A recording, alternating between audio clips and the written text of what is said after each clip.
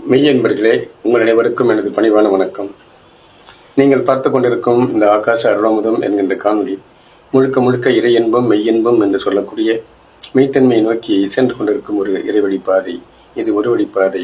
இங்கு கற்பனை, பொழுதுபோக்கு, உணர்ச்சிகளை தூண்டக்கூடியது, உண்மைக்கு புறம்பானது எதுவும் இடம்பெறாது. நண்பர்களே, நிகழ்ச்சிக்கு செல்லும் முன் இதுவரை சப்ஸ்கிரைப் செய்யவில்லை என்றால் சப்ஸ்கிரைப் செய்யும்படி கேட்டுக்கொண்டு நிகழ்ச்சிக்கு செல்கிறேன். இன்று மார்கழி 29, திருப்பாவை 29 ஒரு அருமையான இறைக்கவி ஆண்டாள் நாச்சியார் அருளியது. சிற்றன் சிறுகாலை வந்துன்னை சேவித்து என்று தொடங்கும் ஒரு அற்புதமான இறைக்கவி இது. இங்கேயும் நிறைய பரிபாஷைகள் இருக்கிறது. அந்த பரிபாஷை விளக்கத்தை, ஞானமார்க்க விளக்கத்தை காண இருக்கிறோம். அதற்கு முன்னதாக இந்த பாடலை வழக்கம் போல இசையோடு கேட்டு ரசித்துவிட்டு ஞானமார்க்க விளக்கத்திற்கு செல்வோம். வாருங்கள், இது ஒரு பாடல்.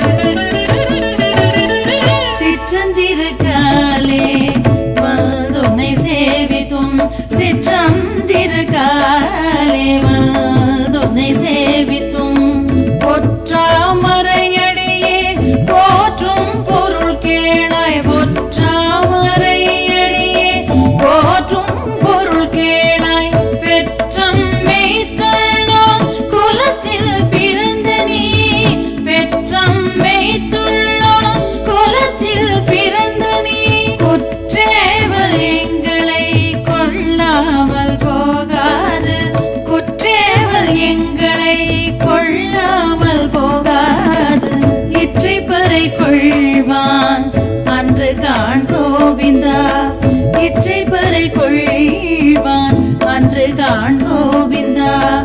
எற்றைக்கும் ஏழேழ் பிறவிக்கும் உந்தனோடு, எற்றைக்கும் ஏழேழ் பிறவிக்கும் உந்தனோடு உற்றோமே யாவோம் உனக்கே நாம் ஆட்சையோம்.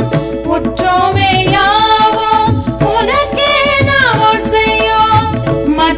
நம் காமங்கள் மாற்றேலோரெம்பாவாய், மற்றை நம் காமங்கள் மாற்றேலோரெம்பாவாய்.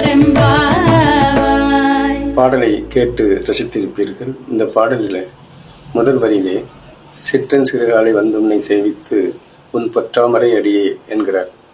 அதாவது சிற்றன் சிறுகாலை என்பது என்ன? சிற்றன் சிறுகாலை என்பது பிரம்ம முகூர்த்தம் என்று சொல்லக்கூடிய அதிகால வேலை. இந்த அதிகால வேலைதான் தவம் ஏற்றுவதற்கு ஏற்ற காலம் என்று கூறுகிறார். ஏனென்றால் இந்த அதிகாலையிலே காஸ்மிக் எனர்ஜி என்று சொல்லக்கூடிய இறை துகள்கள் புவி முழுவதும் நிரம்பி குலுங்கி கொண்டிருக்கிறது. அந்த நீக்கமர நிறைந்திருக்கும் இறைப்பொருளாகிய காஸ்மிக் எனர்ஜி இந்த புவி முழுவதும் அதிகாலையிலே பூமிக்கு அருகிலே வந்து விடுகிறது. எப்பொழுதும் வந்து விடுகிறது. ஆனால் இந்த மார்கழி மாதத்திலே இதனுடைய அளவு அதிகமாக இருக்கிறது. மார்கழி மாதத்திலே பனி எப்படி இருக்கிறதோ, சித்திரை மாதத்திலே வெயில் எப்படி இருக்கிறதோ, மழைக்காலங்களிலே மழை எப்படி அதிகமாக இருக்கிறதோ, அதுபோல இறைவன் ஒவ்வொரு நேரத்திலேயும் ஒவ்வொரு நிலையை உண்டாக்குகிறான். எனவே இந்த மார்கழி மாதம் முழுவதும் காஸ்மிக் எனர்ஜி என்று சொல்லக்கூடிய இறைப்பொருள் நிரம்பி இருக்கிறது புவி அருகே. எனவேதான் இந்த மார்கழி மாதம் முழுவதும் பஜனை பாடல்களும் இறை துதி, தியானம், தவம், இறையோடு இணைதல் என்று சொல்லக்கூடிய பல்வேறு நிலைகள் இங்கே தோற்றுவிக்கப்படுகிறது. இறை அருளாளர்களால், அந்த ஞான யோகிகளால். எனவே இந்த தவம் புரிவதற்கு ஏற்ற வேலை அதிகாலை வேலை. அதுதான் சிற்றன் சிறுகாலை. தவம் என்பது என்ன? தவம் என்பது கண்ணை மூடிக்கொண்டிருப்பதல்ல. கண்ணை மூடிக்கொண்டிருந்தாலும் நமது எண்ணம் முழுவதும் இறையோடு இணைந்திருக்க வேண்டும். எப்படி என்றால், உங்களுக்கு ஒரு குழந்தை பிறக்கிறது. அந்த குழந்தை நீங்கள் திருமணம் ஆவதற்கு முன்னாலே எப்படி இருக்கும் என்று உங்களுக்கு தெரியாது. திருமணமாகி அதனுடைய உருவம் தெரியாது. திருமணம் ஆனவுடன் உங்களுக்கு ஒரு குழந்தை பிறக்கிறது. அந்த குழந்தையின் உருவம் குழந்தை வந்தவுடன் உங்களுக்குள் பதிந்து விடுகிறது. அதுபோல்தான் இறைவன் எப்படி இருக்கிறான் என்பது தெரியாது. இறைவன் எப்படி இருப்பான் என்பதை தெரிந்து கொள்ள வேண்டுமென்றால், எப்படி இந்த திருமணத்திற்கு பிறகு குழந்தை பிறந்து அந்த உருவம் உங்களோடு பதிந்து விடுகிறதோ, அதுபோல இறைவனோடு இணையும் போது அந்த இணைப்பின் மூலம் உங்களுக்கு ஒரு அனுபவம் கிடைக்கும். அந்த அனுபவத்தின் வழியாக ஒரு நிலை தோன்றும். அந்த நிலை உங்களுக்குள் ஆழமாக பதிந்துவிடும். இதுதான் தவம், இதுதான் இறைப்பொருள். இந்த தவத்தின் மூலம் கிடைக்கக்கூடிய ஒரு அனுபவ பொருள். அந்த அனுபவ பொருள் எப்படி இருக்கிறது என்பதை நீங்கள் தான் உணர முடியும்.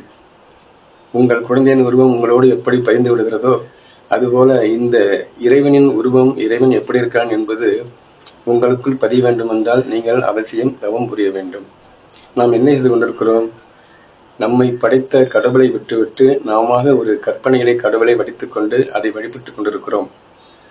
சரி, அது அப்படி இருக்கட்டும். எப்படி இருந்தாலும் இறைவனை நினைப்பது ஒரு சரியான வழிதான் என்றாலும் இறைவன் எப்படித்தான் இருப்பான் என்பதை நாம் உணர வேண்டும் அல்லவா? இந்த மனித பிறவி என்பது மிக உயர்ந்த ஒரு பிறவி. இந்த பிறவியிலே பிறந்து விட்டோம். என்ன செய்கிறோம்? பல பேர் என்ன செய்கிறார்கள்? வருகிறார்கள், உண்கிறார்கள், உறங்குகிறார்கள், பின்பு குழந்தை பெறுகிறார்கள், பெற்றுவிட்டு மாண்டு போய்விடுகிறார்கள். இது ஒரு நிலை. ஆனால் அடுத்த நிலை இருக்கிறதே, இறைவனை உணர வேண்டும், இறைவனை காண வேண்டும், அந்த இறைப்பொருள் எப்படி இருக்கிறது என்பதை உணர்ந்து கொண்டோமா என்பது மிகப்பெரிய கேள்விக்குறியாக இருக்கிறது. இதற்கான விடையை நான் உங்களிடம் விட்டு விடுகிறேன். நீங்களே உங்கள் மனதிடம் கேளுங்கள், உங்களை கேளுங்கள், உள்ளே செல்லுங்கள், சென்று இறைவன் எப்படி இருப்பான் என்பதை உற்று நோக்குங்கள். நோக்கி உணர்ந்து தவம் புரியும் போது உங்களுக்கு விளங்கும் அனுபவ நிலையாக இறைப்பொருள் எப்படி இருக்கிறது என்று. எனவே இந்த தவநிலையை உணர வேண்டும் என்றால் நீங்கள் தான் இதை உணர முடியும்.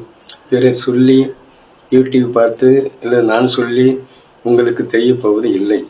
இது ஒரு உணரக்கூடிய அனுபவ நிலை. உணவின் சுவை எப்படி இருக்கும் என்றால் உங்கள் சொல்ல முடியுமா? சொல்ல முடியாது. ஏனென்றால் அந்த அனுபவம் என்பதுதான் அங்கே உங்களுக்கு கிடைக்கிறது.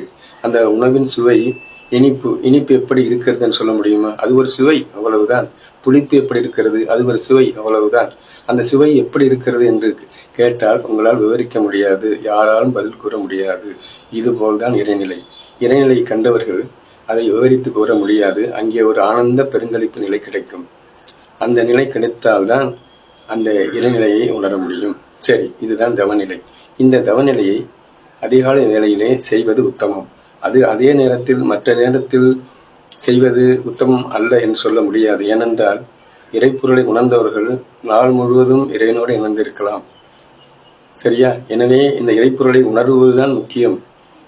கால நேரம் என்பது அதிகாலை உணரும் போது நமக்கு அந்த நேரம் உதவி செய்கிறது. அந்த காஸ்மிக் எனர்ஜி என்று சொல்லக்கூடிய இறைப்பொருள் நிரம்ப இருப்பதால் உங்களுக்கு அது நிறைய உதவி செய்கிறது. எளிதாக கிட்டி விடுகிறது. இதுதான் மற்ற நேரத்தில் இருக்கிறது. இறைப்பொருள் எங்கேயுமே தான் இருக்கிறது. காஸ்மிக் எனர்ஜி நீங்கள் கூப்பிட்டால் ஓடி வரும் நிலையில் தான் இருக்கிறான் இறைவன். ஆனால் நாம் கூப்பிடுவதுதான் இல்லை, கூப்பிட மறந்து விடுகிறோம். நமக்கு வேறு வேலை இருக்கிறது இறைவனை கூப்பிடுவதை தவிர. சரியா? எனவே இறைவனை வணங்க வேண்டும், கூப்பிட வேண்டும், இறைவனை இணைய வேண்டும் என்பதற்கு நேரம் காலம் கிடையாது. என்றாலும் காலை நேரத்திலே வழிபடுவது சாலச் சிறந்தது. ஏனென்றால் காஸ்மிக் எனர்ஜி அங்கே நிரம்பி வழிகிறது என்பதாக கொள்ள வேண்டும். இதை பற்றி பேசினால் பேசிக்கொண்டே போகலாம். நேரம் கருதி இதோடு நிறுத்தி விடுகிறேன். அடுத்த வழிக்கு செல்கிறேன். வந்துன்னை சேவித்து என்றால் தவம் ஏற்றி அதிகாலை நேரத்திலே தவம் ஏற்றும் போது பொற்றாமரை அடியே போற்றும் பொருள் கேளாய். அந்த பொற்றாமரை நோக்கி செல்லும் வழி. பொற்றாமரை என்பது எங்கு இருக்கிறது? பொற்றாமரை என்பது தலை கவசத்திலே, தலையில இருக்கிறது, தலை உச்சியிலே. இந்த தலை உச்சியில இருக்கக்கூடிய தாமரை தான் பொற்றாமரை. இந்த பொற்றாமரையிலே நிறைய மர்மங்கள் இருக்கிறது. அங்கே நிறைய ரகசியங்கள் இருக்கிறது. அங்கேதான் அந்த தாமரை முட்டு மலர்கிறது. 1000 இதழ் தாமரை என்கிறார்கள். இந்த 1000 இதழ் தாமரையும் விரியும் போது அங்கே அமுதம் சுரக்கிறது. இதை நான் பல பதிவுகளில் உங்களுக்கு பதிவிட்டு விட்டேன். திரும்ப சொல்ல வேண்டிய அவசியம் இல்லை. அந்த பொற்றாமரை அடி போற்றும் பொருள் கேளாய் என்றால் அந்த பொற்றாமரை விரியக்கூடிய நிலையிலே எப்படி மாறுகிறது என்பதை நாம் புரிந்து கொள்ள வேண்டும் என்கிறார். அதற்கான மூலப்பொருள் என்ன? பெற்றம் மெய்த்துண்ணும் குலத்தில் பிறந்த நீ. பெற்றம் என்பது இங்கே காற்று. நாம் உயிர் வாழ்கிறோம். உயிரோடு இருக்கிறோம், பேசிக்கொண்டிருக்கிறோம் என்றால் அதற்கு என்ன தேவை? காற்று தேவை. இந்த காற்று இல்லை என்றால் நம்மால் ஒரு நிமிடம் கூட இருக்க முடியாது. காற்றை அடைத்து வைத்து நம்மால் இருக்க முடியாது. காற்று இல்லாமல் உயிர் வாழ முடியாது. எனவே பெற்றம் என்று சொல்லக்கூடிய காற்று தான் இங்கே நமக்கு சுவாசமாக வருகிறது. சுவாசமாக வந்து அந்த இறை நிலையாக மாற்றம் பெறுகிறது. இறைநிலையாக மாற்றம் வரும்போது அங்கே வடகலை இடகலை என்று சொல்லக்கூடிய நிலையிலே நமது நாசி வழியாக செல்கிறது. செல்லும் போது நடுநாடி என்று சொல்லக்கூடிய சுழுமுனை இயங்கப்பட்டு நெற்றி பூர்வம் துடிக்கிறது. இது ஏற்கனவே நிறைய பதிவுகள் உங்களுக்கு பதிவாகிவிட்டது. சரி, அந்த பெற்ற மெய்துண்ணும், மெய்தல் என்றால் உள்வாங்குதல், இந்த சுவாசத்தை உள்வாங்குதல். குளத்தில் பிறந்த நீர், குளம் என்பது இங்கே மலை, குளம் என்பது மலை என்றால் மலை எங்கே இருக்கிறது? மலை தான் நெற்றி புருவம் தலைப்பகுதி நமக்கு மலையாக காணப்படுகிறது. பிறந்து நீ குற்றேவல் எங்களை கொல்லாமற் போகாது. குற்றேவல் என்பது என்ன? குற்றேவல் என்பது பணிவிடை. அதாவது காற்று உள்வாங்கிக் கொள்ளும் இந்த நாசி வழியாக இறைவன் உள்ளே செல்கிறான். அந்த உள்ளே செல்லும் நிலைதான் இங்கே மிகப்பெரிய ஒரு பணியாக கருதப்படுகிறது. உள்ளே செல்லும் அந்த காற்று இறை காற்றாக மாற்றப்படுகிறது. மாற்றப்படும் போது சுவாசம் ஒடுங்கி விடுகிறது. ஒடுங்கும் போது இறைநிலை நமக்கு தெளிவாக தெரிகிறது. இறைநிலை தெரியும் போது இறை உணர்வு மிகுகிறது. இறை துடிப்பு நமக்கு உணர்த்தப்படுகிறது. மெய்த்துண்ணும் குளத்தில் பிறந்த நீ குற்றேவல் எங்களை கொல்லாமற் போகாது. எப்படி என்றால் அந்த பணி, அந்த காற்றை வாங்கும் போது ஏற்படக்கூடிய ஒரு நிலை இருக்கிறதே, அந்த மிகப்பெரிய ஒரு அரும்பணி, அந்த இறைக்காற்றாக மாற்றுவது உன் செயலே. தவத்தின் மூலமாகத்தான் நடைபெறுகிறது. அந்த சூத்திரப்படித்தான் நடைபெறுகிறது. அந்த சூத்திரப்படி நடக்கும் பெரும் பணியாகிய இந்த இறைப்பணி எங்களை கொல்லாமற் போகாது. கொல்லுதல் என்றால் நிரம்பிவிடும். இறை உணர்வு முழுவதும் இந்த தவம் செய்வதன் மூலமாக உடல் முழுவதும் நிரம்பி விடுகிறது. நிரம்பும் போது நிரம்பிவிடும் என்பதாகத்தான் இங்கே பொருள் கொள்ள வேண்டும். இற்றை பறை கொள்வான் என்று கான் கோவிந்தா. இற்றை பறை கொள்வான் என்றால் எப்பொழுதெல்லாம் இறைவனோடு இருக்கிறோமோ அப்பொழுதெல்லாம் பறை கொள்வான் என்றால் இறைவன் நடனம் புரிகிறான், இறைவன் உங்களோடு இணைகிறான். பறை கொள்வது என்பது நடனம், அசைதல் என்று பொருள். சரியா?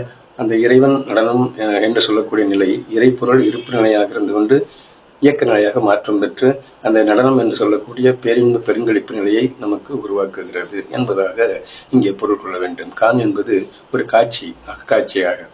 இது புறக்காட்சியாக வராது, அகக்காட்சியாக கண்ணுக்கும் கருத்துக்கும் கற்பனைக்கும் எட்டாத ஒரு காட்சியாக இருக்கும் இந்த பேரின்ப பெருநிலை. இதை உணர்ந்தால் மட்டுமே தெரியும் நண்பர்களே. கோவிந்தன் என்பது என்ன? கோவிந்தா என்பது இங்கே இந்த மூலாதாரம் இருக்கக்கூடிய நிலை. மூலாதார நிலையிலே இருக்கக்கூடிய குண்டலினி சக்தி எங்கே இருக்கிறது என்பதுதான். அது இடைப்பகுதி என்று சொல்லக்கூடிய நிலை.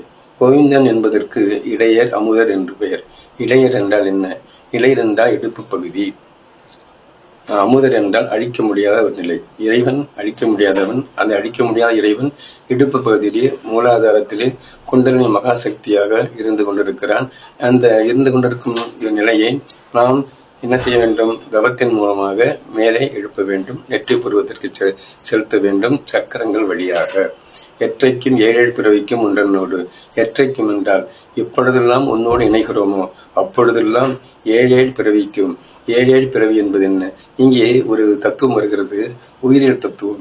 இந்த உயிரியல்ல உயிர் தோன்றும் நிலை 7 நிலைகளாக பிரிக்கப்படுகிறது. எப்படி என்றால் புரோட்டோசோவா, போரிஃபெரா, சீலிண்டரேட்டா, அன்னலீடா, ஆத்ரோபோடா, எக்கினோடெர்மேட்டா, காடேட்டா என்று சொல்லக்கூடிய 7 நிலை.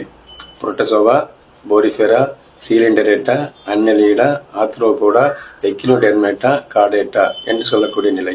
இந்த 7 நிலைகள் தான் இந்த உயிர்நிலையில் பரிணாம வளர்ச்சியில வருகிறது. இந்த பரிணாம வளர்ச்சியில வரும்போது பல பரிமாணங்களை கடந்து செல்கிறது. பல பரிமாணங்களை கடந்து ஒன்றோடு ஒன்று அதாவது தன்னுடைய அந்த ஈகாலஜிக்கல் அடாப்டேஷன் என்று சொல்லுவார்கள் சுவாலஜில. அதுபோல இந்த ஈகாலஜிக்கல் அடாப்டேஷன் என்று சொல்லக்கூடிய நிலையில தன் நிலையை மாற்றிக்கொள்கிறது. மாற்றிக்கொண்டு கடைசி அதாவது நிலை மாறுகிறது, மாறி பரிமாணங்களும் மாறுகிறது. அதனால் பரிணாமமும் தோன்றுகிறது. எனவே இந்த பரிணாமம் தோன்றும் போது பரிமாணமும் மாற்றப்படுகிறது. பரிமாணம் மாற்றும் போது அங்கே அந்த உயிர்நிலையின் அந்த உடல்நிலை மாறுகிறது. அதாவது உயிர்நிலை ஒன்றுதான் என்றாலும் அந்த காணக்கூடிய காட்சி பொருள் மாறுகிறது, அவ்வளவுதான். உயிர்நிலை என்று சொல்லக்கூடிய ஆன்ம நிலை ஒன்றுதான். அந்த அந்த இருப்பு நிலை ஒன்றுதான். ஆனால் அந்த இயக்க நிலை என்று சொல்லக்கூடிய ஒரு வடிவம் இருக்கிறது அல்லவா, அந்த வடிவம் தான் மாறிக்கொண்டிருக்கிறது என்பதை நாம் புரிந்து கொள்ள வேண்டும்.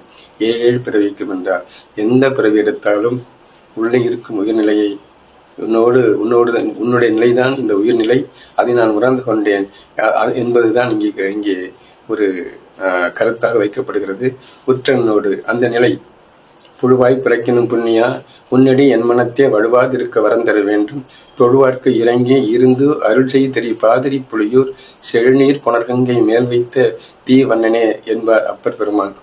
எனவே இந்த புழுவாய் இருந்தால் கூட உன்னுடைய அடி என்பது உன் நடனம், உன்னுடைய அசைவு என்னோடு இருக்க வேண்டும், உன்னோடு உறவாடும் நிலை என்னோடு இருக்க வேண்டும் என்பதாக கூறுகிறார் அப்பர் பெருமான். அதுபோல ஆண்டாள் பெருமானும் இதையேதான் கூறுகிறார். எனவே ஞான பெருமக்கள் அனைவருமே ஒரே நிலையில்தான் இருக்கிறார்கள். அந்த ஞான பெருமக்களின் எண்ணங்கள் அனைத்துமே ஒரே நேர்கூட்டில் சென்று கொண்டிருக்கிறது என்பதை நாம் இங்கே உணர்ந்து கொள்ள வேண்டும் நண்பர்களே. எனவே இந்த நிலையை உணர்ந்து கொண்டால் நமக்கு ஞான நிலை எளிதில் விளங்கிவிடும். குற்றந்தோடு உற்றாமே யாவோம், உன்னோடு எப்பொழுதும் உறவாடு கொண்டே இருப்போம், உனக்கே நாம் ஆட்செல்வோம். உனக்கே நாம் ஆட்செல்வோம் என்பது இங்கே அந்த நீ வரும்போதெல்லாம், நீ என்னோடு வரும்போதெல்லாம் என்னோட நிலை இறைப்பொருளாகவே மாறிவிடுகிறது, நானும் இறைவனாகவே மாறிவிடுகிறேன். எப்படி என்றால், ஒரு பொருளை நாம் நினைக்கும் போது அந்த பொருளாகவே நம் மனம் நினைக்கும் போது அந்த பொருளாகவே நாம் உருவெடுத்து விடுகிறோம், அந்த பொருளாகவே உருவெடுத்து விடுகிறோம். உருவெடுக்கும் போது அந்த தோற்றம் நமக்கு கண்ணுக்கு ஒரு காட்சியாக ஆட்காட்சியாக வருகிறது. இதை நாம் உணர்ந்து கொள்ள வேண்டும். அதுபோல இறைப்பொருள், இறைவனை எப்பொழுது எண்ணினாலும் அந்த இறைப்பொருள் நம்முள் வந்து ஆட்கொண்டு விடும் என்பதுதான் இங்கே கூறப்படுகிறது. மற்ற இனம் காமங்கள் மாற்றேல ரம்பாவாய். இந்த காமங்கள் என்பது என்ன? காமங்கள் என்பது பேருண்டி, மடி, வஞ்சம், உறக்கம், சலம் என்கிறார்கள். இந்த பேருண்டி என்பது நிறைய உணவு உண்பது, மடி என்பது நோய்வாய்ப்படுவது, பிறகு வஞ்சம் என்பது பிறரை பழி வாங்குவது, உறக்கம் என்பது எப்பொழுதும் தூக்க நிலையை விரும்புவது, பிறகு சலம் என்பது கோபம், எதற்கெடுத்தாலும் கோபப்படுவது. இந்த நிலைகள், இதுதான் காமங்கள். இந்த காமங்கள் நீங்கிவிட வேண்டும். இந்த காமங்கள் இருந்தால் நமக்கு இறைப்பொருள் உள்ளே வராது. இது நம்மை அடைத்து ஆட்கொண்டு விடும். இந்த பொருள் உள்ளே இருக்கும்போது, இந்த குப்பையான நிலைகள் உள்ளே இருக்கும்போது சுத்தமான இறைவன் எப்படி உள்ளே வருவான்? வரமாட்டான். எனவே இந்த காமங்கள் என்று சொல்லக்கூடிய நிலையை மாற்றி, அந்த நிலையை நாம் மாற்றினால் ஒழிய இறைப்பொருள் உள்ளே நுழைய வாய்ப்பில்லை. எனவே இதை நாம் புரிந்து கொண்டு கவனம் ஏற்றும் போது இந்த நிலைகளை, அதிக உணவு உண்ணக்கூடாது, நோய் வராமல் உடலை பார்த்துக் கொள்ள வேண்டும், வஞ்சம் பிறரை பழிவாங்க வேண்டும் என்பதை நாம் மறந்துவிட வேண்டும், கோபம் வரக்கூடாது, உறக்கம் என்பது தவிர்க்கப்பட வேண்டும், குறைத்துக் கொள்ளப்பட வேண்டும் என்பதை நாம் உணர்ந்து கொண்டு இதன் வழி நடந்தால் நமக்கு தவம் எளிதாக விளங்கும். தவம் எளிதாக விளங்கும் போது, அதாவது ஞானமார்க்க விளக்கம் என்று சொல்லக்கூடிய இறை விளக்கம் எளிதாக புரியும், இறைப்பொருள் என்னவென்று புரியும், அனைத்து உயிர்களுக்குள்ளும் இருப்பது ஒரே பொருள் என்ற நிலை நமக்கு உணரப்படும். உணரும் போது எங்கும் இறைவனே, எதிலும் இறைவனே என்ற நிலை தோன்றிவிடும் என்று கூறி நாளை 30வது பாடலை காண்போம். மீண்டும் சந்திப்போம். நன்றி நண்பர்களே, நன்றி, வணக்கம்.